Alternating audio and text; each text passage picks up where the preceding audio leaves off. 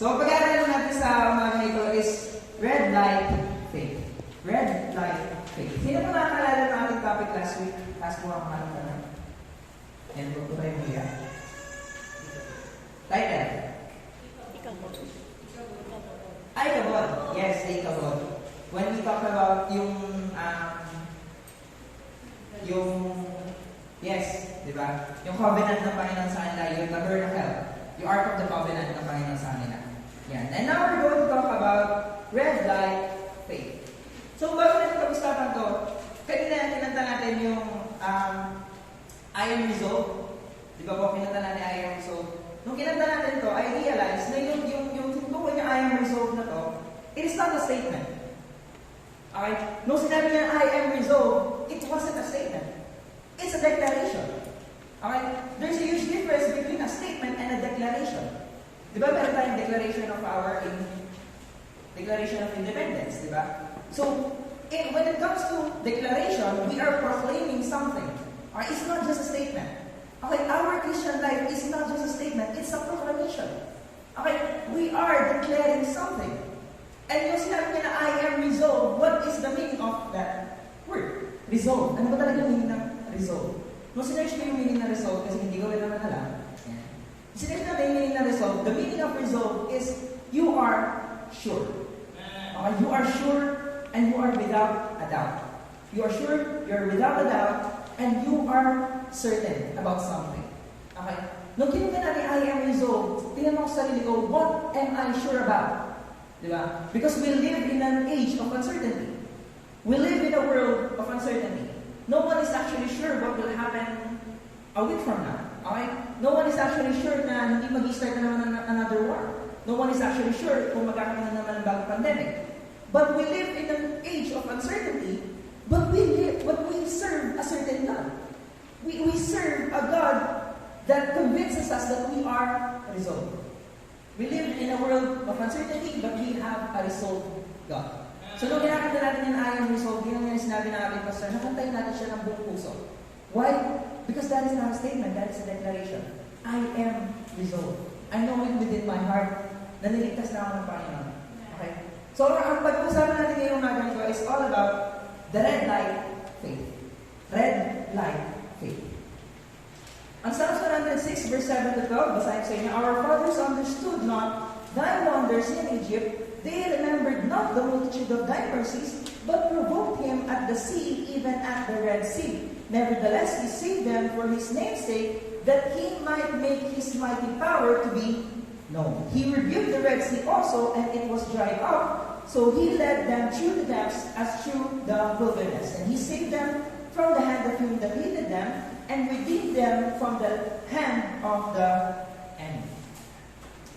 And verse 11, And the waters covered their enemies, there was not one of them left. So pag-usapan natin ngayon is all about the Red Sea. Okay? It's all about yung pagkalabas ng mga tao ng Panginoon from Egypt. Nung lumabas po kayo sila sa Egypt, ito yung picture, for 400 years, they were captives of Egypt. Nakulong po sila sa Egypt. Okay? And hindi naman talaga sila napunta sa Egypt by chance na. They went to Egypt intentionally because Egypt was their answered prayer. Okay? Was their answered prayer. Nanalangin sila sa Panginoon. Kasi nga, nagkaroon po ng matinding drought dun sa lugar nila. Okay? Nagkaroon ng famine dun sa lugar nila for 7 years. And yung Egypt lang yung prepared kasi nandun si Joseph. Alam natin yung story ni Joseph? So, the reason kung bakit nandun sila, kasi nga po, yung Egypt, yun yung answered prayer nila eh. Yun yung lugar kung saan sila pwede iligtas ng Panginoon. So, nung pumasok po sila sa Egypt, nung namatay na si Joseph, at hindi na nare-recognize kung anong ginawa ni Joseph para sa mga Egyptians, nasimula na silang maging enslaved. Nasimula na silang gawing prisoners. Nasimula na silang gawing utusan lamang. Okay? At binibenta sila, mababa yung tinig sa mga Israelites at that time. So, sabi ng Panginoon, kailangan ko silang ialis sa Egypt. Because they were enslaved by Egypt. Okay? So, nung nilabas po sila ng Panginoon sa Egypt, ang una nilang kinaharap is the Red Sea. Okay? At ito po yung una nilang kinaharap. This is the first encounter of Israelites. Ito yung first encounter nila with a problem. Okay? And every encounter with a problem is another way of God showing you that you only need His grace. Okay? The only thing that we need in our lives is the grace of God.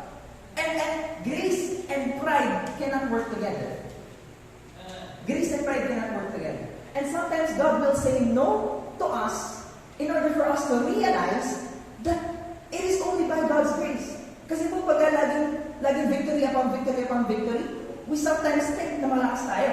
Okay? We sometimes think that we are the solution for our own selves. But God will sometimes say no in order for Him to show His grace. In order for Him to show His grace. Because the grace of God is the foundation in which we are set in. Okay? Ito po yung tinutungtungan natin. Ito yung tinutungtungan natin na ba? Ito yung grace ng Panginoon. So what is the true meaning of grace? Ano ba talaga yung pagka sinabi natin yung biyaya? Ano ba talaga yung sinabi natin grace? What is the meaning of grace? So, number one is God is committed to set me free. God is committed to set me free. If there's one thing about our God, He always loves to say yes. He always loves to set us free. It may be from Egyptians. It may be from bad relationships. Diba? It may be from friendships na nagigitoxic sa atin. It may be from a family member that is not being healthy with us or pinipigilan tayo na maglingkod sa Panginoon. Okay? There are some things na pipigil po sa atin na maglingkod tayo sa Panginoon. There are some relationships na pipigil sa atin na maglingkod sa Panginoon. And lahat naman tayo dumadaan po sa ganyan. Lahat tayo nai-love. Diba?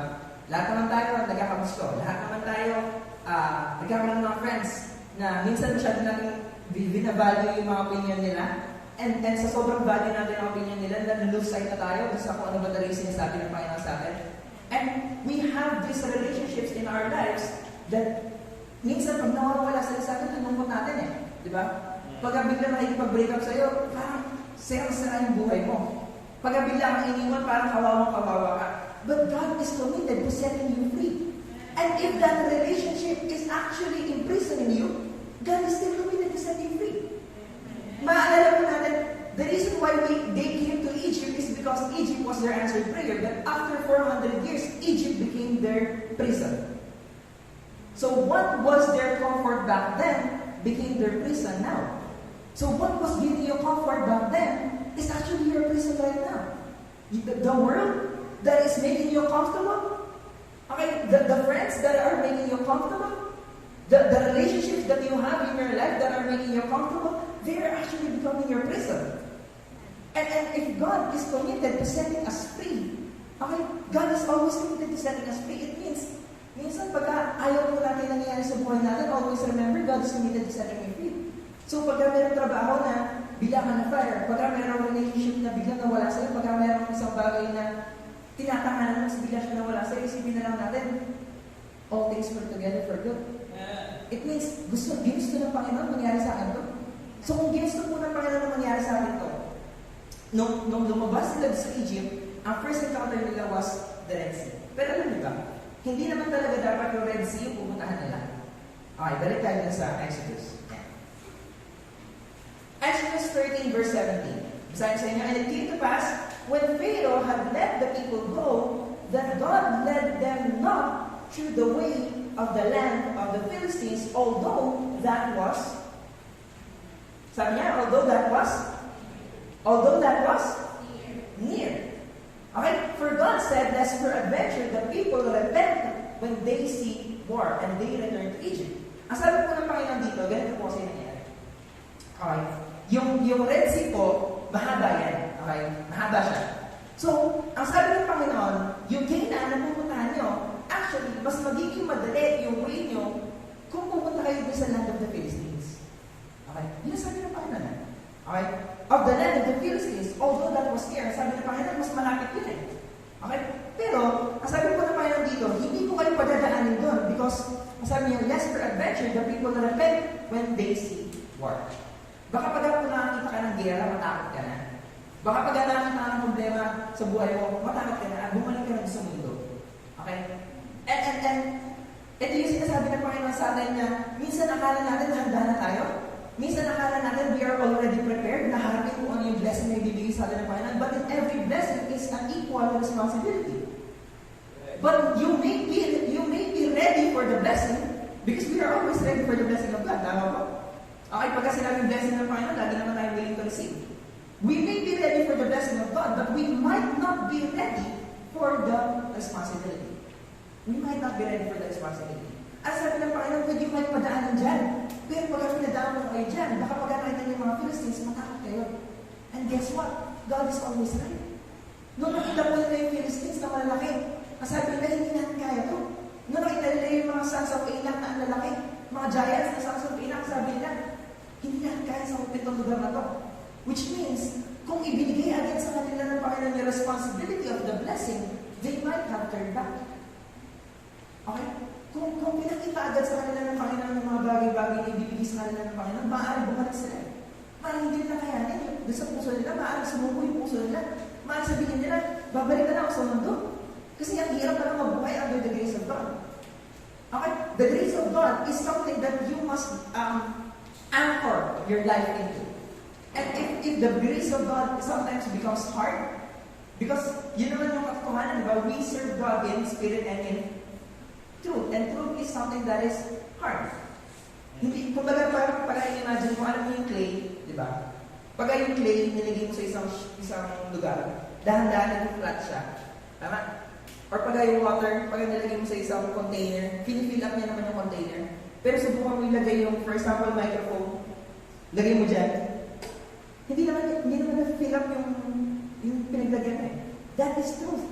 Truth does not, ang standard yung, parang compromise. Yan, compromise, that is the word. Truth does not compromise. Ang katotohanan ko hindi siya nagko-compromise. Ang katotohanan, that is firm. Okay, kung ano sinabi ng Panginoon sa atin, that is truth. And we must live in our lives, worshiping God in spirit and in truth. Sa katotohanan naman. Tuloy natin yung verse. Sa Exodus 14, verse 10, and when Pharaoh drew nigh, the children of Israel lifted up their eyes, and behold, the Egyptians marched after them, and they were sore afraid, and the children of Israel cried out unto the Lord. Yan. Umiyak na sila sa Panginoon. Ganito po yung nangyari. Okay? Nung nakalabas na sila sa Egyptians, okay? Actually, hindi lang naman sila lumabas sa Egyptians. Nung lumabas sila sa Egyptians, kinuha din nila yung mga gold ng mga Egyptians as payment dun sa service na ginawa nila for Egypt. Okay? Nung kinuha nila yung mga gold, kinuha nila yung mga silver ng Egypt, lumabas sila sa Egypt, pumunta sila dun sa Red Sea. Wala naman talaga silang daan dun eh. Okay? Dinala sila ng Panginoon doon, nang wala naman talagang daan. Okay? Mountain dito, tapos Red Sea nandito. So, saan ka dadaan? Okay? So, nung dinala sila ng Panginoon dito, umiyak na sila sa Panginoon. And they cried out. As sabi dito, they cried out, they were sore afraid, and they said unto Moses, because there were no graves in Egypt, hast thou taken us away to die in the wilderness? Wherefore hast thou dealt thus with us to carry us forth out of Egypt? Is not this the word that we did tell thee in Egypt, saying, let us alone, that we may serve the Egyptians? Nasabi nila dito, di ba sinabi ko na sa'yo? Moses, di ba sinabi ko na sa'yo na huwag mo na kami alisin sa Egypt? Kasi pag umalis kami sa Egypt, baka patayin nila kami. Di ba sinabi ko sa'yo, hayaan mo na lang kami sa kamunduhan? Ito yung mga tao na hinahanap mo sila papunta sa simbahan, hinahanap mo sila papunta kay Kristo, pero tinatangalan pa rin nila yung mundo. Tinatangalan pa rin nila yung mundo. And guess what? Nung time na ang sabi ni Moses, ang sabi ng Panginoon kay Moses, Moses, ikaw yung gagamitin ko para palayain yung mga tao sa Egypt. Ikaw yung gagamitin ko, I have anointed you, para ikaw yung magpalaya sa mga tao mo, sa mga Israelites. Ano sabi ni Moses? Lord, I am not eloquent. Lord, hindi ko kaya magsalita. Okay? And the wonderful thing about our God is that if He chose you, tapos minsan pinanghihinaan ka, He still chose you. Ikaw pa rin naman yung gagamitin niya. Ang sabi pa ng Panginoon, sige, Moses, huwag ka na lang, hanap na lang ng iba. Ganun ba yung sinabi ko ng Panginoon kay Moses? Hindi. It means God is committed to setting us free. God is committed to using our lives. Okay? And if God is committed to using my life, it means that if I am not going to be used by God, my life will be a curse.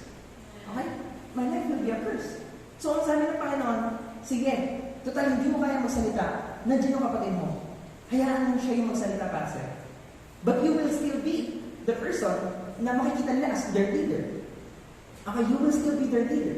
So, yun yung negotiation sa kanya ng Panginoon. And pumayag si Moses, nung sinabi ng Panginoon, nung siya yung ginamit para palayain yung mga tao sa Egypt, ang sabi sa kanya ng mga tao, bakit hindi mo lang kami hinayaan yung sa loob ng Egypt? And this is a picture of the persons that hinahatak po natin sila papunta sa loob ng simbahan. Na ini-invite natin sila papunta sa loob ng church. No, wini-witness na natin sila, sinasabi natin sa kanila yung gospel of Jesus Christ, sinasabi natin sa kanila yung good word of the Spirit, of the Scripture, sinasabi natin sa kanila yung Bible, pero sabi nila, ba't di mo lang kami hayaan? Ba't di mo lang kami hayaan bumalik sa mundong yan?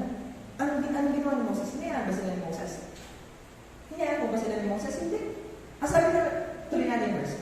And Moses said unto the people, fear ye not, stand still and see the salvation of the Lord, which he will shew to you today. For the Egyptians whom ye have seen today, and ye shall see them again no more. Forever. The Lord shall fight for you, and ye shall hold your peace. Ito yung sinabi ni God na minsan maguguluhan tayo. Okay, in verse 15. And the Lord said unto Moses, ito nagsalita ang Panginoon kay Moses, sabi niya, Wherefore criest thou unto me? Speak unto the children of Israel that they go forward. Ang sabi ni Moses, okay, ganito yung nangyari. Ini-encourage niya yung mga Israelites. Huwag kayong matakot. Kasama natin ang Panginoon. Hihintayin natin kung anong gagawin ng Panginoon para sa atin. Yun ang sinabi ni Moses. Pero sabi ng Panginoon sa kanya, bakit mo tinatawag? Ang sabi ng Panginoon sa kanya, Wherefore criest thou unto me? Speak unto the children of Israel that they go forward. Okay? Speak unto the children of Israel that they go forward. And sometimes, dumadaan tayo sa situations in our lives na hinahanap natin, Lord, ano bang gagawin mo dito? Ano ba yung move mo para dito? Ano ba yung, for example, nakita ka ng isang tao naghihirap sa buhay, naalala niyo yung mga feeding program na nandiyan sa likod ng royalty? Naalala niyo yung mga tao yan? So, minsan naisip natin, Lord, ano bang gagawin mo para sa kanila? Ano bang itutulong mo para sa kanila, Lord? Pero ang isipin natin, ikaw yung sinubo ng Panginoon. Ikaw tayo yung pinadala ng Panginoon para tulungan sila. And we are not going to wait for the power of God here on earth kung tayo yung pinadala naman ng Panginoon. Okay? Pinadala tayo ng Panginoon. We were sent by God. We are the chosen people of God. Okay? We might not be Israelites, pero sabi ng Panginoon, tinawag kita you are elected. So, kumbaga, kung tinawag ka ng Panginoon para maglingkod sa Kanya, hindi ka pwede magreklamo. Okay? And it is not just your responsibility, but it is your opportunity. It is always an opportunity to serve God. It is always an opportunity to serve God. And dito sa Exodus 13, makikita na dito, sabi niya, verse 18, But God led the people about through the way of the wilderness of the Red Sea, and the children of Israel went up harnessed out of the land of Egypt. Ang sabi niya dito, yung term na harness, which means they were armed. Okay? Meron po silang mga sandata. Meron silang mga sandata at panggera. Pero iniisip nila na kaya nilang lumaban, but they cannot win the battle. Why? Because God's timing is always the perfect timing. God's timing is always the perfect timing. Nung lumabas sila sa Egypt, iniisip nila kaya nilang lumaban, kaya nilang bumera. Harnessed sila. Okay, they were armored. Pero sa totoo lang, utusan lang naman sila sa Egypt. Hindi pa sila sanay sa gera. Hindi nila alam kung paano lumaban sa gera. Hindi nila alam kung paano humawak ng espada na maayos. So, hinayaan sila ng Panginoon na dumaan sa Red Sea, hinati ng Panginoon yung Red Sea. Nung dumaan sila, nakadaan sila, and after nakadaan sila, sumarado yung Red Sea. At nung pagsarado ng Red Sea, ano nangyari? Nalunod yung mga Egyptians. Which means, problem will come in your life, but they are not there to kill you. They are there to drown your enemies. They are there to drown your enemies. And the Egyptians were drowned. Nalunod sila doon sa Red Sea. Okay? Nalunod sila sa Red Sea at nakalagpas yung mga Israelites. And the reaction of the Israelites, at the last verse, on verse 12, this is the acceptable reaction. Okay? Ano nangyari dito? Then believed they His words, they sang His praise. They sang His praise. So yung sinasabi ng pastor kanina, na pagkapat nandito tayo sa church, dapat tumaawin tayo. Totoo po yun. Totoo yun na umaawit tayo dapat para sa Panginoon. Because we are not just here to seek God. We are also here to give thanks unto Him for the past battles na pinanalo niya po sa atin. Pinanalo niya para sa atin. This past week na pinagdaanan natin, kung wala ang Panginoon sa iyo, hindi ka makakarating dito sa simbahan na to. Kung wala ang Panginoon sa atin, we are not going to experience the grace of God. But because we have experienced the grace of God for the past week, we have a reason to worship Him now. The reason why we can worship Him, the reason why we are grateful for Him, is because pinanalo niya po yung battles natin for the past week. And we are hopeful na dumarating tayo every single Sunday kung pumunta tayo dito sa ating church. We are hopeful na, Lord, I am going to face another week. And I'm not going to be able to face this another week if I am not going to dwell in your presence. In the presence of God.